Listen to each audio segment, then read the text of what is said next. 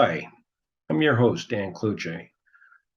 What we'll be doing is recording an 8-segment vlog to provide an overview of the big energy picture, 90 graphics for an infographic, to create a much greater understanding of what are the factors in the big energy picture and what might intelligent responses look like. What would you think if you had a business manager who said, I don't pay much attention to cash or cash management or inflation or economics? It's pretty obvious you'd probably be concerned.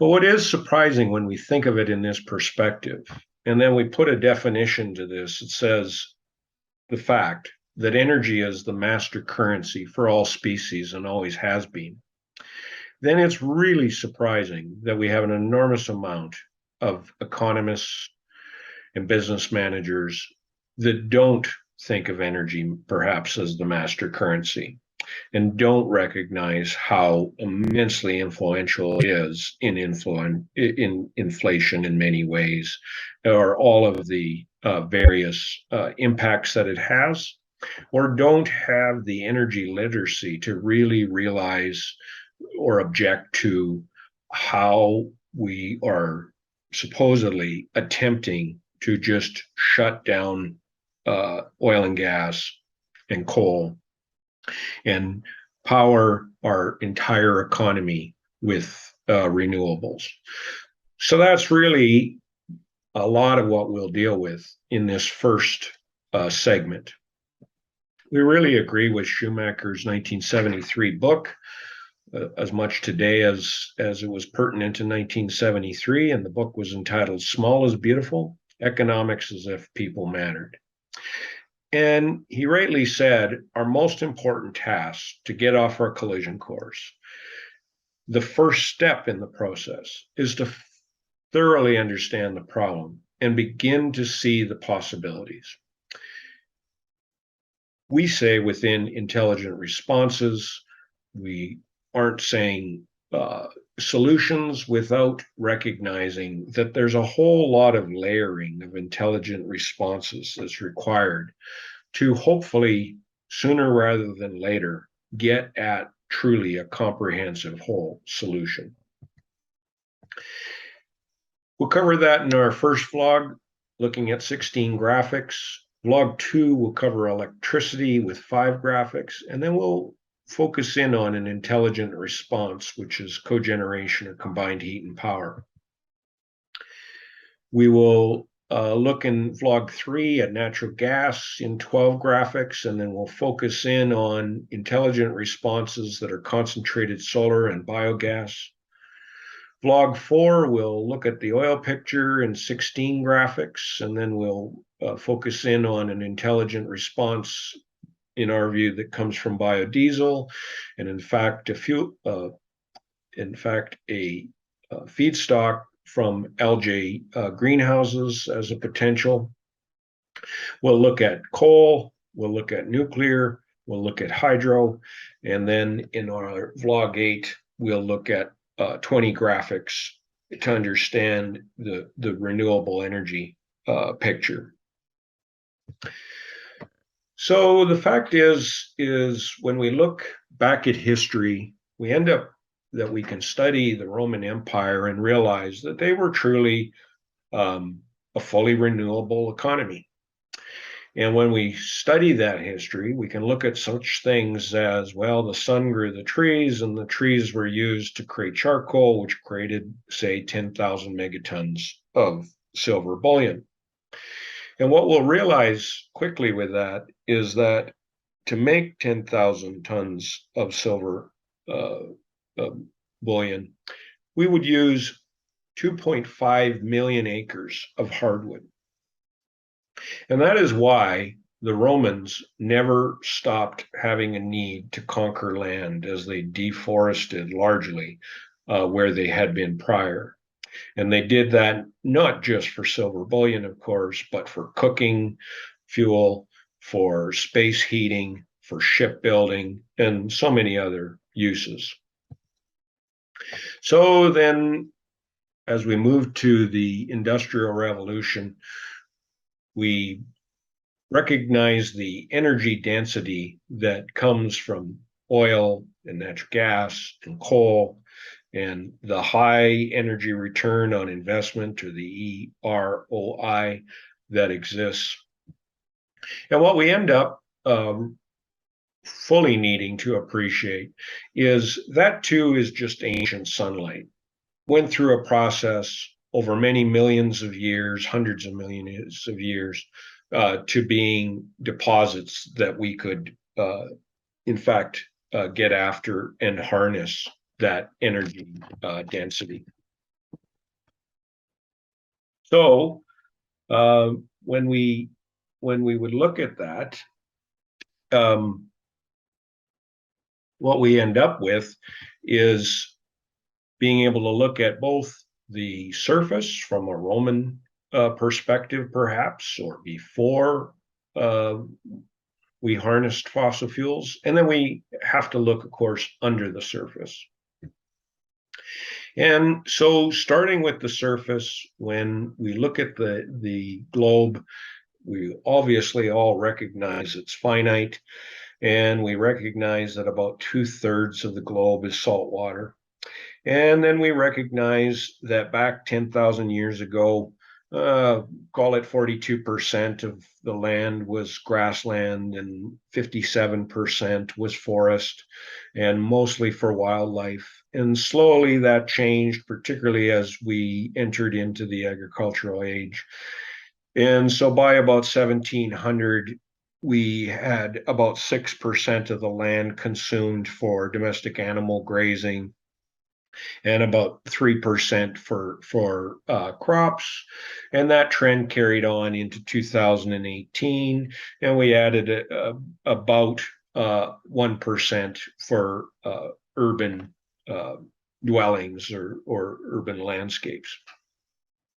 But of course, very much all of that was enabled by the high energy density and the energy used for the Industrial Revolution, coming from us cumulatively up to the present day using 98 million barrels of oil. When we were using 85 million barrels of oil a year, we were using 1,000 barrels a second. In addition to the use of barrels of oil, we also use 328 billion cubic feet of natural gas, 15 million tons of coal, 200,000 kilograms of uranium, 10.4 terawatt hour of hydroelectricity, and millions of hectares of wind farms, solar panels, forests, and cornfields. So just the oil is 1 cubic mile. When we add up all the rest, we use the equivalent of 3 cubic miles of oil per year. If we were to replace 1 cubic mile of oil in annual use, we would need to build 104 coal-fired plants for each year for 50 years, or 4 Three Gorges dams each year for 50 years, 52 nuclear power plants, huge number of solar panels, huge number of wind turbines. It really starts to give us a sense spatially of how much we use and what would be required in the replacement. Now, we would often perhaps look and say, well, why don't we just reduce our consumption overall? Can we do that? And when we look at history, it's such an invaluable teacher. We see that there's been very few times since 1900 that we've actually had a negative growth rate in global fuel demand. And even when we had the pandemic lockdown, we had the G20 nations, most of the world, enormous amount of our industrial activities not operating. And we only saw a 15% reduction in our overall GHG emissions. And so that, in fact, is short of the 2030 Paris target. So it just tells us how monumentally difficult reaching these sorts of things are. And you really have to wonder, have we thought it through, or what is the motivations, whatever. The fact is, you look at it over 40 years of fossil fuel production, and you see that the United States energy use has stayed rather consistent since the 1980s. That having an enormous amount to do with the fact that the United States offshored so very much of its manufacturing and sent other things to many other parts of the world in this push for globalization. But regardless, our energy use has exponentially been growing. And when we spatially look at this for individuals, what we end up seeing is an average person 5.6 feet in height, and the average North America, using energy as they do, will use this much spatially of coal historically, plus this much of petroleum product, plus this much of natural gas. And so you can actually see how impactful in one lifetime spatially we really have. And so prior to 1900, we were in that ultimately renewable economy. In fact, we were solar based. And the fact is, as I said earlier, the solar grew the trees, they grew the various crops that fed us and fed our domestic animals. And 94% of our work or production came from people and animals. That also created temperature differentiations for wind and wind turbines or windmills, and the evaporative cycle that allows us to run hydroelectricity and so forth. Our ancestors knew this, they knew the limitations of it, and they were very, very impressed, rightly so, with the high energy density coming from this treasure trove in the basement of inventory or stored sunlight. They were able to change this to this because they understood energy and its master currency role. And so today, roughly 93% of the world's energy comes from oil, natural gas, and coal. And we've in fact used 5/6 of all fossil fuels have been burnt in the last 55 years. In the time most of us have been alive. Really quite an extraordinary stat in my view. And what it shows is that only about 6% of our productive energy today comes from the old way. And you can see what an enormous challenge trying to go backwards from this to this represents. The fact is, when we look at biomass, mostly biomass being made up of wood, not entirely, that is the only energy source that, in fact, our usage has shrunk and was very, very positive and important for the environment. The other energy sources, coal shrunk a little bit. It's gone the other way in recent times. Oil use was just stacked on top of coal, and natural gas use was stacked on top of oil and coal. In other words, our energy consumption, as you saw in the earlier numbers, have just gone up. And it's very, very understandable as to why. Because when we look at, how much work can be done with a man pushing a lever, it's impactful horsepower, but it ain't much compared to an ox, obviously, or a water wheel. And then when we had fossil fuels and coal driving steam engines, we get a really exponential uplift. And of course, that is just a fragment of nothing when we start comparing that to power plants and so on and so forth.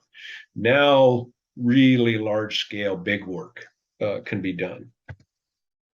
So when we look at that in another theoretical way, we kind of have about 8 billion people on the planet.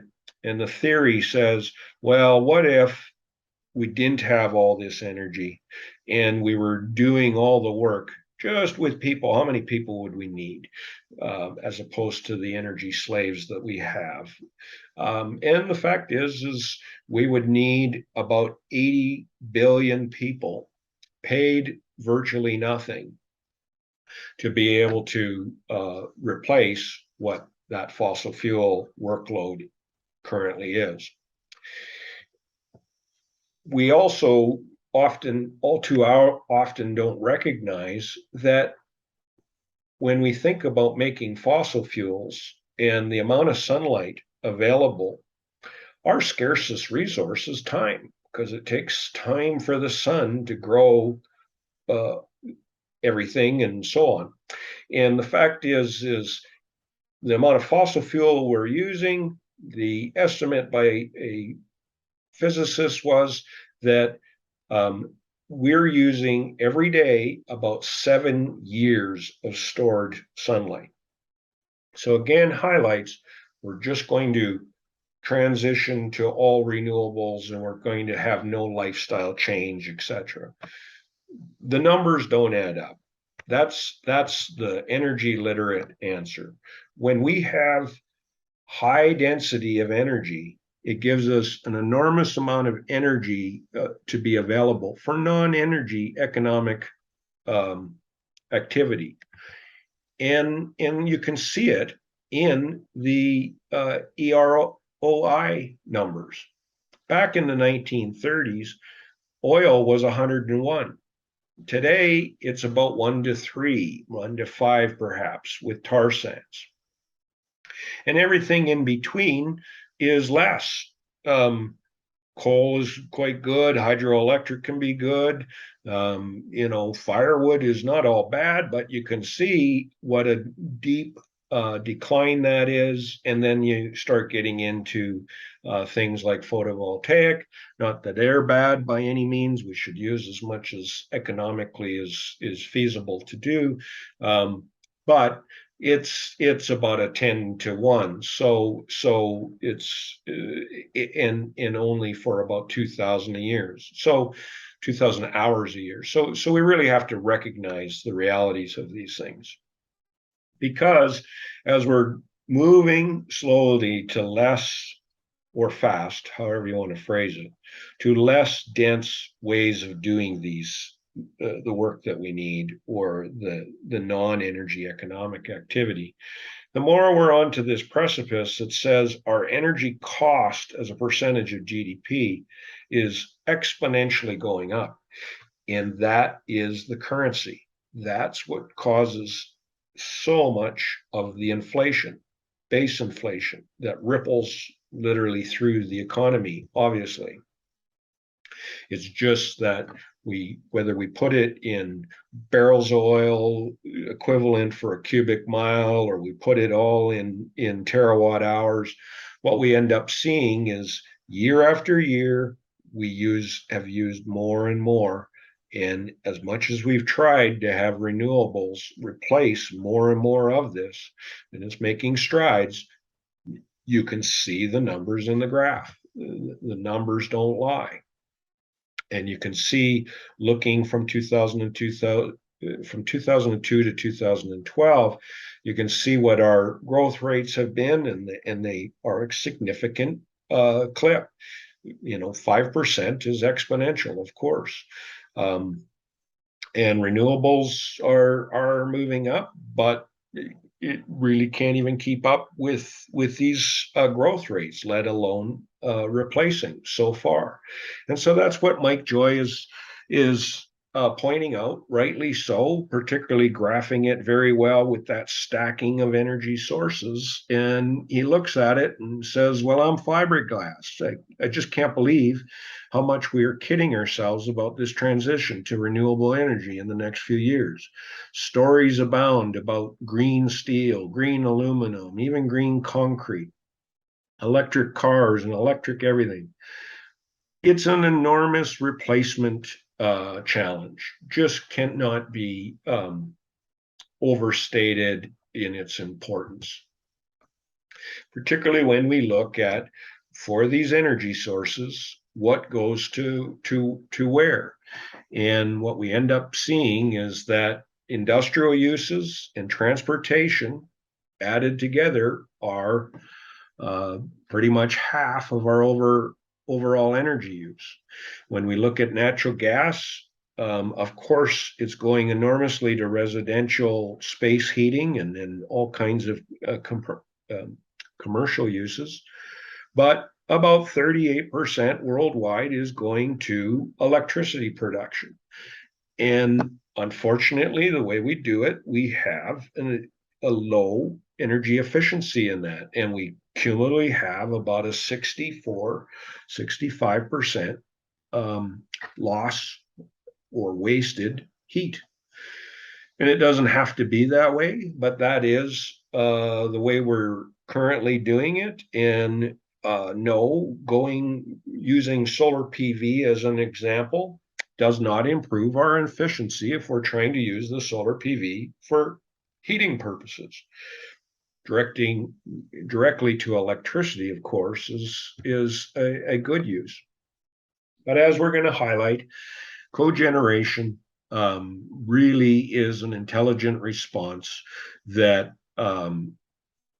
will allow you to use that low-grade heat for space heating, for domestic hot water, and take electricity efficiency from typically 35% all the way up to about a 90%, 80-90% efficiency level. So a really great thing that it's kind of bewildering that a lot has been done in Asia, quite a bit in Europe and North American. Our policies just stop a widespread adoption is the point blank answer. And so all of that means is that when you look at, as we've covered, China and the United States, they're obviously the big energy users, and they're the big emitters of GHG. And when you say, well, the United States and the EU and Canada have to pay high GHG taxes, penalties, but China doesn't, you've just tilted the economic table very, very, very heavily in favor of China. And you can see how big manufacturing is, as well as industrial heat for China's emissions. And so what can be done, not just there, but of course, everywhere. In North America, when we look back at Statistics Canada numbers for 2013, housing, mortgage, rent, and heating, that's our biggest personal expense, but then transportation's a big one, and electricity is obviously a big one, and natural gas is factoring in hugely into heating, domestic hot water, into food production, and in fact, very heavily into electricity production. So when we're saying, well, what's the source of inflation?